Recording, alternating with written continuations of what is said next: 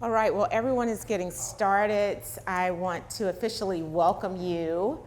My name is Kelley Cornish. I am President and CEO of the TD Jakes Foundation. I want to welcome you to this luncheon, but also welcome you to Good Soil. So how many people have already gone to a session or checked in or been over? Show of hands. All right, it's beautiful over there, I'm sure. The others, I'm sure you're on your way after this. So, when we were planning Good Soil, and many people don't know what goes on behind the scenes of planning something of this magnitude. Looking at April over there with the hat. Let's just give April a hand right now, and I'll tell you why in a minute. So, April Stallworth, you may have seen her name on a few documents or emails or text messages or whatever, but she really has done a lot of work behind the scenes with TD Jakes Enterprises to pull all the pieces together, and we're grateful to have her as a partner. But I want to tell you about this particular luncheon. When we talked about planning and the various populations that would be interested in Good Soil, which is truly a focus on entrepreneurship, the TORI program was always front of mind. And we wanted to bring you into the fold so you could hear some of the great content, some of the great speakers, but also understand there's always the next level of development that happens, no matter where you are in life. And so excited, and I want to again officially welcome you. Our chairman, TD Jakes, he is not going to join us for this luncheon, but you'll see him throughout the conference, and we're excited that he had a vision for this over 20 years ago. And you all know the story, the graduates of the program, the alum, you know the story. And it's truly through his heart and through his ministry that this work now lives inside of the foundation. For the TD Jakes Foundation, and I know that TORI is new to the foundation of about a year, the program kind of sets inside of the walls of the church within another part of the entity called the MEDC, the Metroplex Economic Development Corporation. So we have all these legal entities that are formed around us, but it really sat there for the lifespan of it until last year. And so when we had an opportunity to bring the program into the foundation, it was really no questions asked. It was just more around logistics on how we do it. The reason we did it, for you all who don't know, the TD Jakes Foundation is one of the last entities he put together. And this is really to ensure that his legacy and Mrs. Jakes' legacy lives on in perpetuity when they transition. And so it's really definitely forward thinking to think about what you want your legacy to be to the next generation and be able to operationalize that and form it while you're still here. So this program, as well as STEAM program and hire mixers, different things that he's done on the church side, now sit inside of the foundation. And it's our job as a team. It was 4 of us 2 years ago. It's about 37 of us now. So he has a mighty vision, and it takes quite a few of us to pull off that vision. The last thing I'll say about the foundation is we worked with Chairman Jakes about a year and a half to really put his vision on paper. And it's a one-liner, and it goes like this: a world where every community thrives, period. Any community you're in, any place in the world, you walk out of your door, you feel like you're in a community that thrives. And so that's what our goal is every day, and we do that in 3 areas. One is through financial inclusion, where we want to teach you about financial literacy and everything it's going to take to make the money work in your life. The other area is around workforce readiness and educational access, so to get you ready for the workforce, to keep you upskilled in the workforce, and to get our kids ready through STEAM and other programs. And then finally, through community transformation and well-being. The community has to be transformed in order for people to prosper.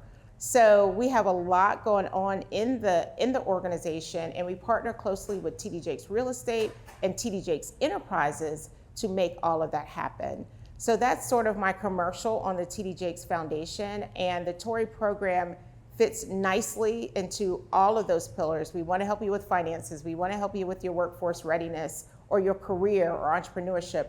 We want to help you with your community and your well-being. Where do you live? your quality of life, your faith, everything that happens around you. So we're like this wraparound program to ensure that you grow and continue to grow as an individual and in your community. So I just want to call that out. Many people, they hear TD Jakes Foundation, they don't know who we are, but that's just a little bit. So about the TORI program, thank you for making it through the program. Thank you for going on to begin to start living your best lives. Once again, I've heard so many great stories of life after the program.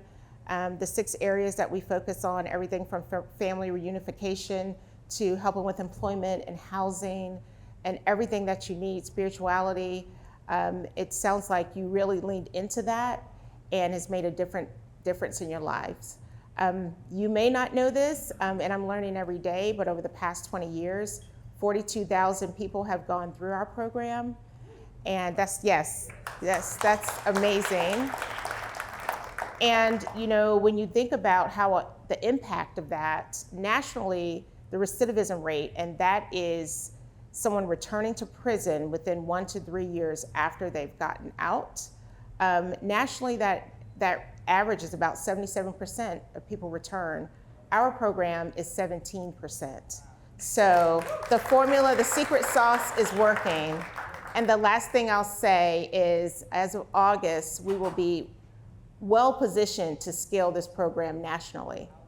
Yes, so and you will see the name evolve, and I have to thank the TORI team. I have to thank the marketing team. It's just been a little over a year of what will the new name be. So I will go ahead and officially unveil it. And Renee, please help me if I didn't get it right. But we will keep the acronym of TORI, but is now Thriving Opportunities for Returning Individuals. So yes, and it will allow us to scale it nationwide. So what to expect for today as you eat your lunch. We have a couple of great people that are just gonna give some remarks, kind of tell their story, and you'll see through their story why we asked them to come and speak to you. And then we'll have lunch, and they're kind of in and out, so we'll decide how they're gonna mingle. I'm not sure if they'll eat, but they'll take some time to mingle with you all, and we can grab pictures while you're eating as well at the Step and Repeat in the back. So I have the pleasure of introducing our next speaker. I call him my brother from another mother, because literally if it wasn't for Michael, I would not be in this role. He whispered in our chairman's ear, and a conversation started, and here I am 2 years later. And so that's just the power of the network. You never know when your name is going to be whispered or shouted. You always hope it's in a good way. But he and I worked on a large project with Wells Fargo, and then the opportunity for this role came open, and here I am. But I'll always take someone else to be a connector for you. And hopefully you're learning that through your networking. So at this time, I would like to introduce also the leader of Good Soil. Like I said, you already know he's my brother from another mother, you know that.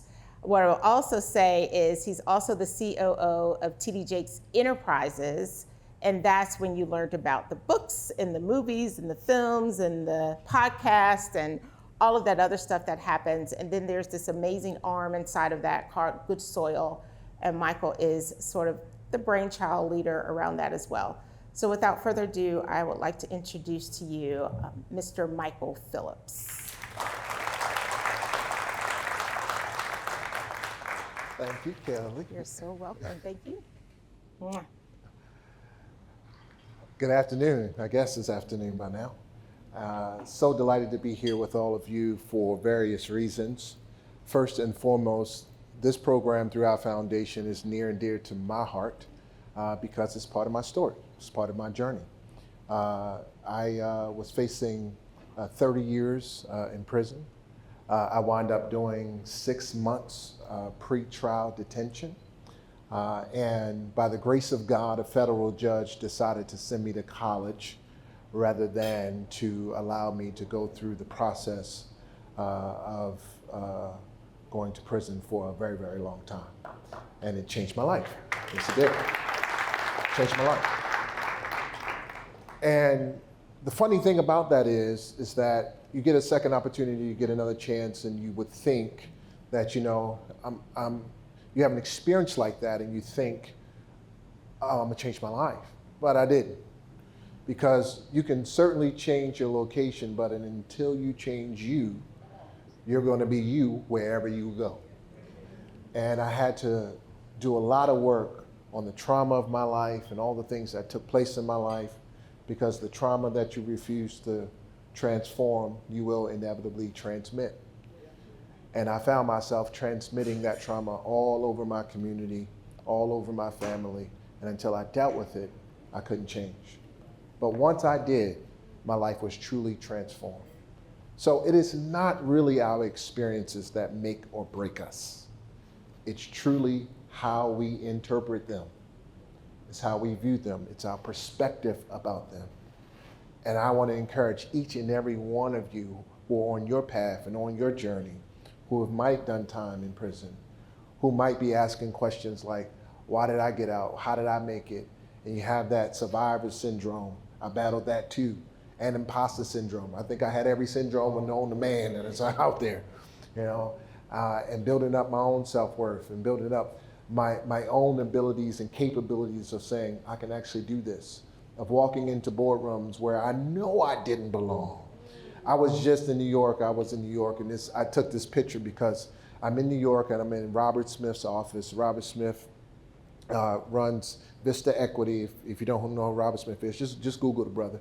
And in that week, I met with Vista Equity. I met with BlackRock. I met with Blackstone. Okay, just Google the companies, right? These are major, major, major private equity firms. And I had this moment of just standing there, right, 50 Hudson Yard, and I'm standing there, this little kid from Park Heights in Baltimore. You know, I didn't have grass in my yard. Y'all don't want to talk back to me this morning. You know, I used to go down the street and go shopping for a bike because my mom couldn't afford to get me a bike, but I was gonna go get one. Y'all want to talk back to me. And so Northern Parkway was a divide between the Jewish community and the black community. And all I had to do was walk a couple of blocks across to the Jewish community and go select whatever bike I wanted to select. That wasn't mine, right?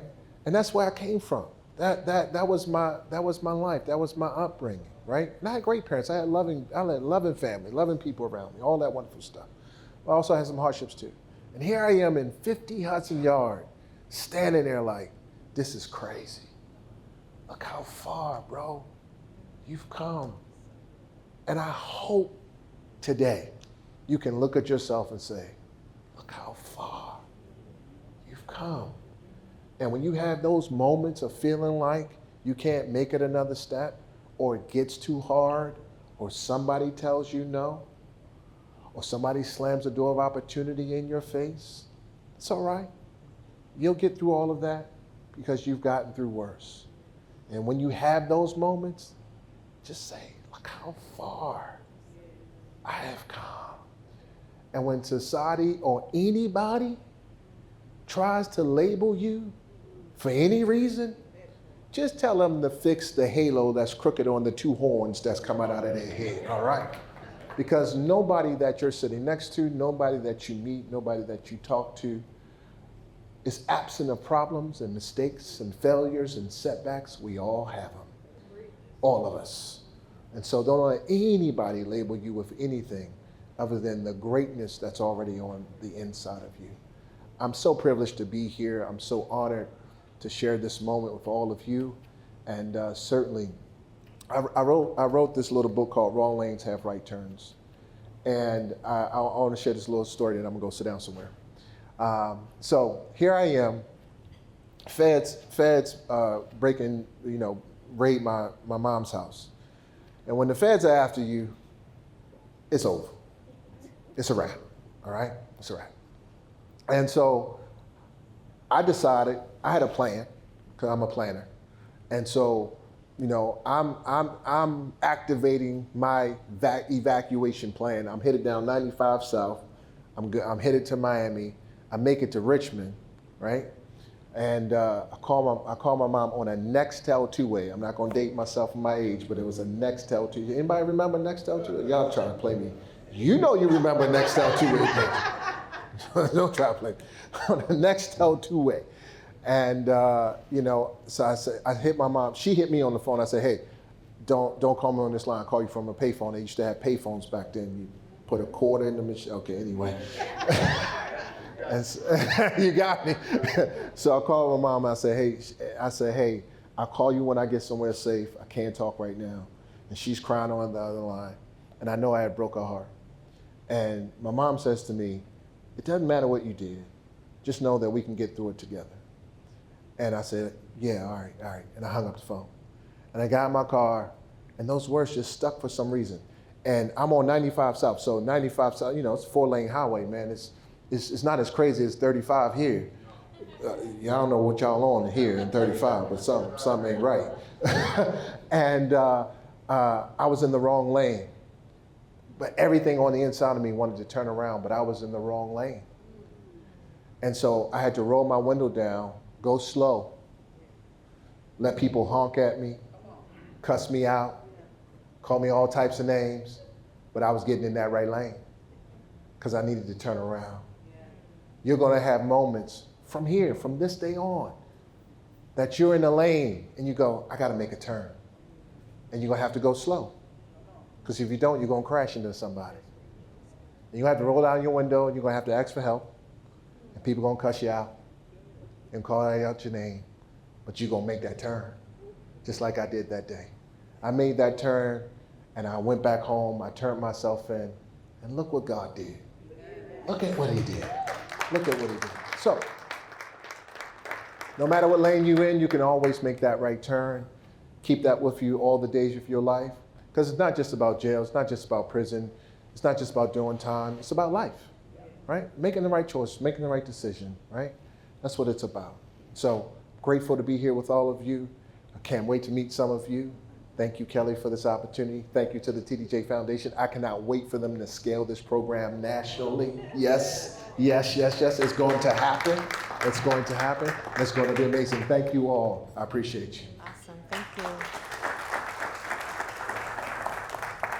Thank you, Michael Phillips. That was great. Now my next buddy, we waited for you. He is, if you've been following Good Soil at all, and you had not been following him, you probably follow him now. We call him Wallstreet Trapper. His name is Leon Howard. He's from Atlanta. He is now part of our ecosystem. He has just been a wonderful blessing to all of the entities. And he has an amazing story as well. And he can tell you how to make some money legally, right? So with that, I would like to introduce our buddy, Mr. Wallstreet Trapper. Hey, you. How you doing? Good to see you. How y'all doing? I always got to make this correction. I'm from New Orleans. Born and raised. They would slaughter me if I said I was from anywhere else. It's always an honor, a privilege to be here. This was one of the greatest blessings that I ever had, just the brotherhood and the family that I have found here. I think my biggest thing has been, because I'm from New Orleans, because I've been through a lot of stuff that I've been through, like many of us, y'all know, we just do it by ourselves, right? Like, I saw my mother get shot when I was about 9. She's still here by the grace of God. All right. As a byproduct of that, as she went to prison at about 13, I was homeless. Literally, people be lying about being homeless today because it sounds good. They just don't want to go live with nobody. But I come from a situation where my family just couldn't take me in. It's hard to have another mouth to feed. We talking government cheese, where you slice one side, the other side thick, the other side. Oh, y'all rich, my bad, I'm tripping. My bad. Powdered eggs, we come from that, And so I slept in crack houses, man. I slept in abandoned cars. At 13, it was so painful. Go through life just thinking that nobody don't love you. Thinking like, why me? Looking at my friends. And so I became a product of that. And so at 16, I went to prison for attempted murder. Yeah. I'm in therapy now because now one of the hardest things I had to deal with was, how did that truly make me feel? You know, what I came from made me accept that. That was a rites of passage, right? I was able to stand amongst my peers knowing that I had did a thing that many of them had done, and that thing also gave me hierarchy in my peer group. Because they know at some point, if it got to it, I could be the person that they would call to do the thing that they wanted to do, but did not have the gall to do. I imagine just walking around at a young age knowing that you are willing to do something of that caliber. And I walked around with it boldly, and I carried it for a long time. So even in prison,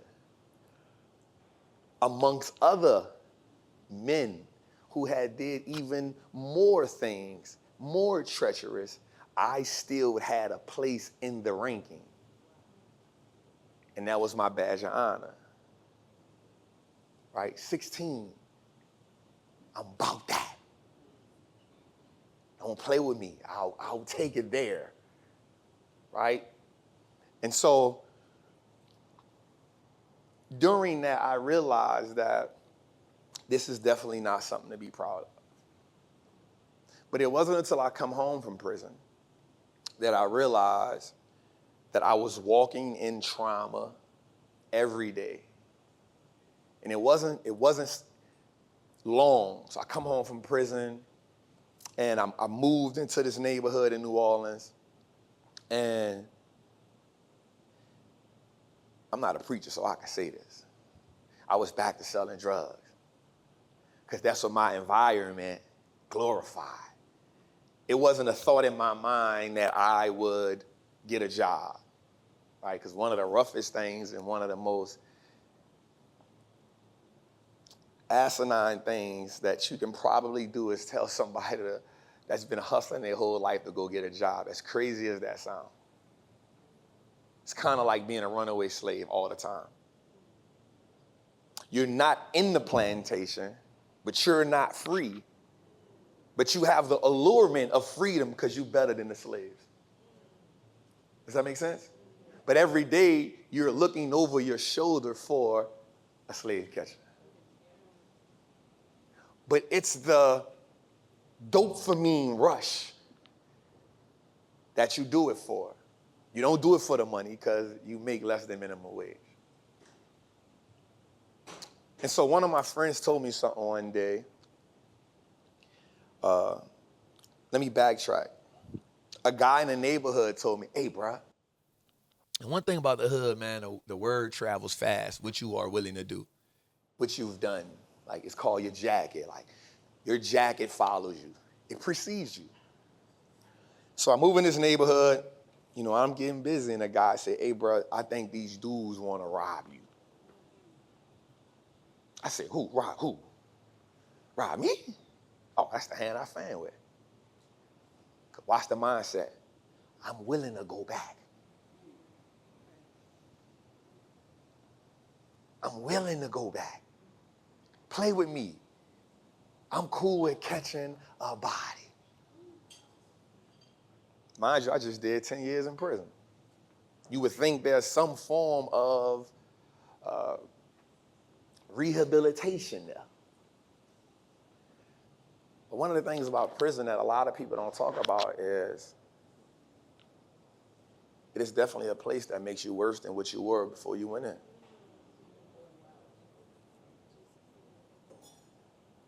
And only people who've been to prison understand the logic behind that. So most people from the outside look, and then you look at prison like, yo, you did all that time in prison. How could you not learn something? What do you want me to learn? How to be a better shooter? Because that's what I'm talking to every day. I'm talking to people who murdered, manslaughter, and they telling me the mistakes that they made. and how if had another opportunity, they wouldn't change that they've done the thing, but they'd do it better.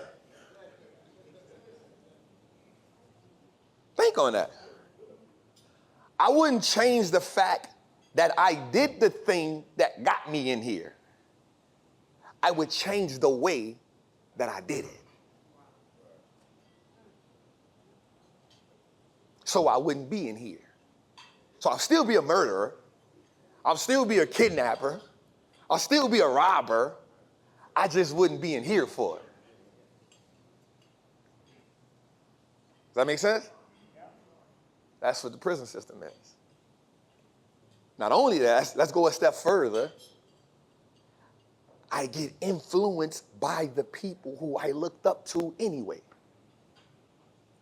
So at 16, there were certain names in New Orleans that I looked up to because they were, in essence, the rock stars of my neighborhood. They were the gangsters. They was the OGs. They named Hell Wait. So in prison, when I saw them, I was like, oh, I'm in the club. What's up? You know I heard about that? Man, how you did that? You doing life for that? At 16, I'm sleeping next to men that got life, 240 years, 200 years, 18 years, 25 years, 40 years, 60 years, 80 years. How could I come home better?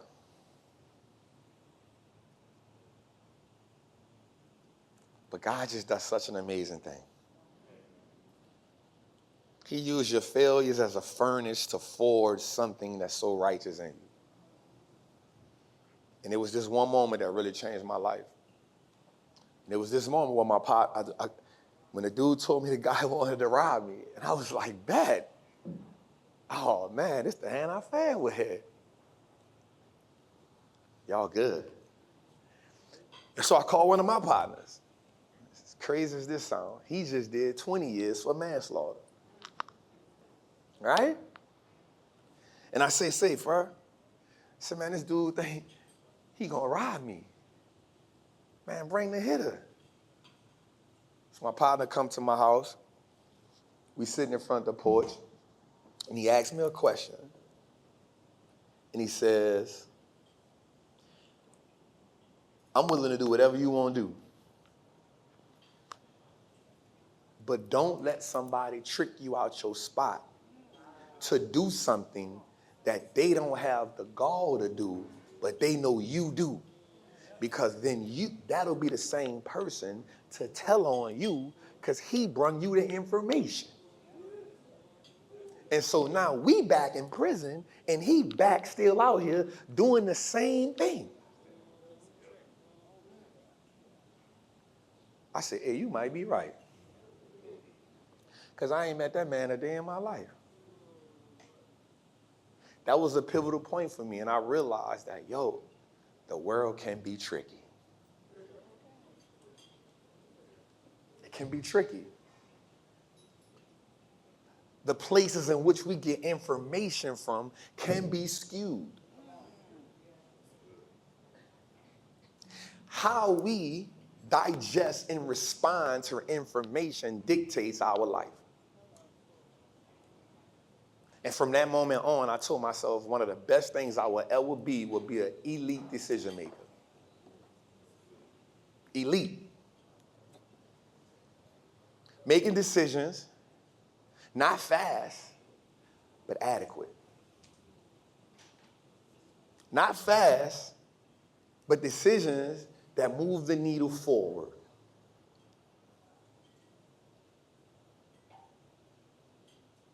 So that time, between the time I came home and the next few years, I was in this incubation phase where I had to learn who I was as a free man and not as a gangster.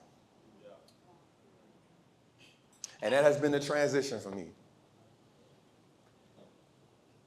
To transition from a gangster, something that I held as top tier, something I held as what I wanted to be. You'd have asked me when I first came home or while I was in prison, I would tell you, oh, I got another 20 years in me, fam. Not free. I can go do another 20-year bid. I went to prison at 16. I came home at 26. I got to about 46. I can give them till I'm 46. At least by 46, I could come home, I'll get my rhyme right by then. Think of that concept, that philosophy. Trust me, that's 70% of people in prison. You walk in prison right now, you can ask go up to 10 people, hey, you got another bid in you? Yep. You got another Jose in you? Yep. I got another 10 in me. I got another 15 in me. So everybody don't have the mindset of, I'm going to come home and do the right thing. The right thing is being better at what I was already doing, even though we know the game is rigged. But a great philosopher once said, even a rigged game is fun to play. Even a rigged game. And so for me, how I transitioned, I realized that because I was in the streets, there is no better game than business and in investing. Because they play by the same rules. They play by the same rules. Let me show you. In business, you need what? A product. No great business can succeed without a product. And I might know a thing or two about products.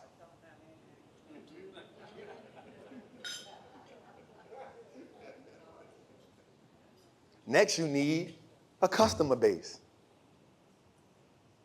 Now, everybody can be a customer, but you need a certain kind of customer. You need a customer that likes and has a taste for a certain thing, and you have to have an endless supply of the thing that they want.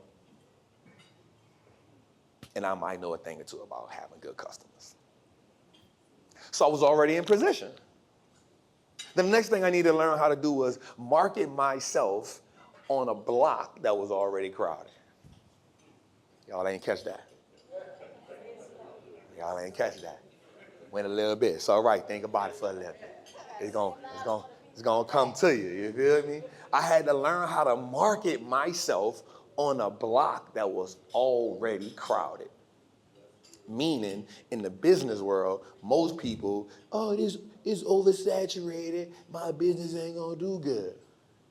Learn how to market. So I had those three things in my pocket already. I already knew that I was already positioned to succeed.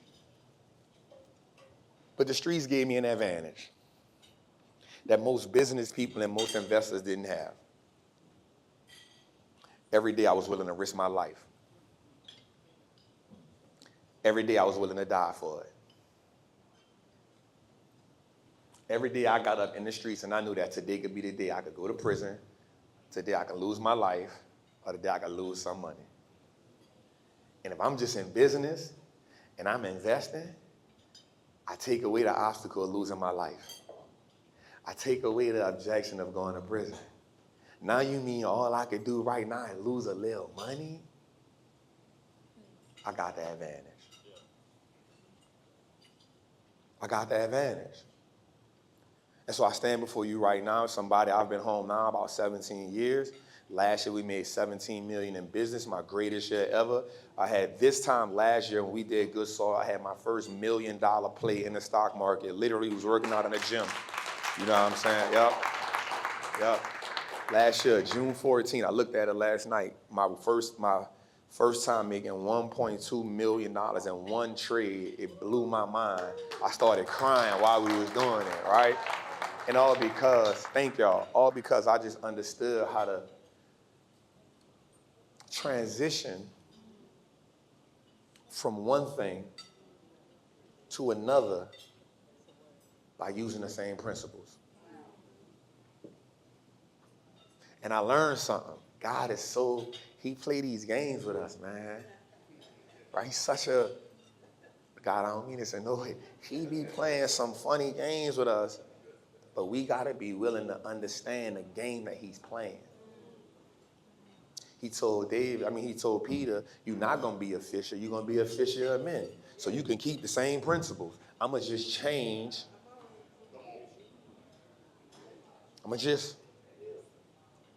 You still going to be a fisherman. I'm going to just change what you fish. Now, it got to be hard for Peter. You got to think about it. This is a man, his daddy was a fisherman. He knew everything about fishing. As a matter of fact, when Christ walked up on, he looked at Christ like, what you talking about? You don't even look like a fisherman. I know exactly what I'm doing. But what he had the humility and the faith to be willing to change. And a lot of times, for me, that's always my message to us. The world goes at people who've been in the street, and they go at them and they're like, yo, you don't need to be in the street. And the world looks at us bad. Instead of saying, hey, let me show you how to take that potential you got and put you in another area where you can thrive at. Instead of saying, you wrong, I'm going to throw you away for life and this and that. Instead of saying, hey, I see the potential in you. Let me show you something. Oh, you like money? Let me show you how to make some money. Let me show you how to make some really good money. Legally. Because nobody ever taught me textbook how to be a gangster. Nobody sat me down and said, hey, you take the water and you take the fire. All right, I'm going to chill. But some kind of way, I got good at it. The same thing with this. I learned it. I lost money. That was cool. How many times in the street has my stash got hit? How many times in the street our door got kicked in? How many times in the street somebody gave me a bad product that I had to figure out a way to get my re-up money back? Y'all might don't know what that is. That when you sell it, you get it. You got to add some money to get some more. You might don't have no profit. You hear me? That's a whole nother level. We ain't going to do that. But what I'm saying is it was the same principles that I use to help me be successful here. And I just want to thank Mike. I want to thank the T.D. Jakes Foundation, Pastor Jakes, and everybody for allowing me to always come. Thank y'all. I love y'all. Love you. Okay, great, thanks. So let's give Mr. Phillips, and I'm sure he probably is going to have to jet in just a minute, and Wallstreet Trapper a hand. You know, it's these stories, I think about the people who are here and we've invited. We designed something for you, but for the people who have not experienced the journey, it's more for us as well. So I just want to thank them, and I want to congratulate all of you all for pushing through and doing what needed to come next in your life. All right, quickly, if I can have the TD Jakes staff stand up, I want to thank them for all things. Give them a hand. And the TORI group, they're amazing, amazing, amazing. For the rest of the time, I want you to enjoy your meal. I want you to grab them, maybe take a picture if you can, continue to eat. We're here for a little while longer. We wanted this to be informal, so you'll see us moving around, but get to know our staff as well. And let us get to know you, and thank you again.